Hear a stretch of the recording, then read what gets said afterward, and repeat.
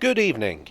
In a previous video, which I shall link in the description below if I remember, I looked into the question of where the different tube lines got their names. We had a lot of fun. We looked at the Metropolitan line, the District line, the Hammersmith and City line, the Circle line. Why, we even looked at the East London line. What larks! So now we're going to continue with all the rest. This might take a while. I'm going to do this in sort of chronological order, but it's complicated. The Waterloo and City line began life in 1898 as the Waterloo and City Railway. It was built so the London and South Western Railway could get passengers from their terminus at Waterloo to the financial district in the city. While it was basically part of the LSWR, it was legally a separate company. It stayed as part of the main line railway network all the way up until 1994, but it was always referred to as the Waterloo and City line until London Transport made the name official in the 90s.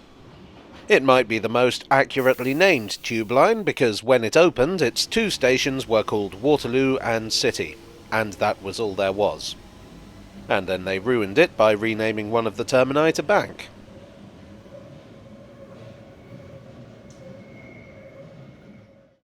In 1900 we got the Central Line, or as it was known back then, the Central London Railway.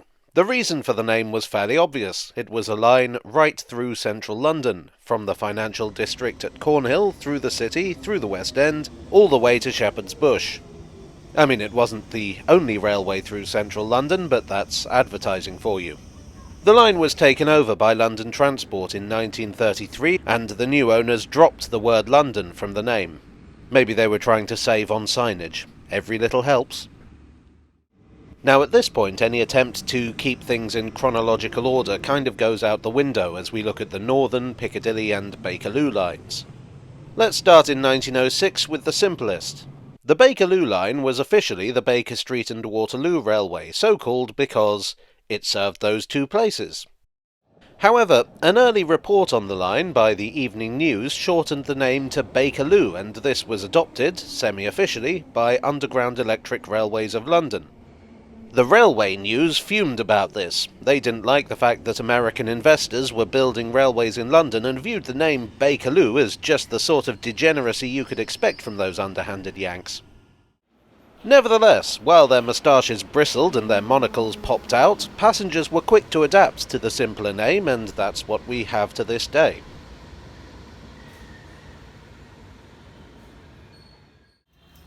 Obviously, the Piccadilly line serves Piccadilly Circus. Like the Bakerloo line, the current name is a contraction of the railway's original title, the Great Northern, Piccadilly and Brompton Railway, also opening in 1906. However, that line started out as a merger between two other proposed railways, the Great Northern and Strand Railway and the Brompton and Piccadilly Circus Railway. So ultimately, the name comes from the Brompton and Piccadilly Circus Railway. Now, the Northern Line. I know some people get weirdly upset when I use Americanisms on this channel, but I'm just going to say that this one's a real doozy. You see, the Northern Line started life as two tube lines. There was the City and South London Railway, which opened in 1890. But then there was also the Charing Cross Euston and Hampstead Railway, opened 1907. The Charing Cross Euston and Hampstead Railway was commonly known as the Hampstead Tube, following the same pattern as the Piccadilly line. In 1913, Underground Electric Railways of London, owners of the Hampstead Tube, bought the City and South London Railway out and began work on combining them. The name Hampstead Tube became quite inappropriate. By 1926, the line stretched from Morden in South London to Edgware and Highgate in North London. Hampstead was a comparatively minor station on a single branch of this now very complicated railway. It commonly became known as the Morden-Edgware line, and maps identified it as the Edgware, Highgate and Morden line. In 1935, the Underground's new owners, London Transport, announced that the Morden-Edgware line was to be extended even further, up to Alexandra Palace, High Barnet, to Edgware but via a different route, and to Moorgate, but via a different route. So even Edgware, Highgate and Morden wouldn't cut it anymore. a group was formed to decide on an official name. A short list of 9 names was drawn up, and no one seemed to really like any of them. To quote the meeting minutes from the 11th of February 1937, "In default of securing a better name for the Morden Edgware group of lines, the name Northern to be selected." No one has come up with anything better, so that's what we've ended up with. The first tube line to open after the Second World War, and the only completely new one, was the Victoria Line. This opened in 1969. Obviously it takes its name from the fact that it serves Victoria, which was originally the line's southern terminus. Bakerloo-type portmanteau suggestions were made in the planning and construction stages, such as Walvic for Walthamstow Victoria, and Viking for Victoria King's Cross. But in the end, the powers that be in the marketing department decided that Victoria just sounded more elegant. The Jubilee Line's name is pure politics. Originally it was to be the Fleet Line after the River Fleet, which it was to cross.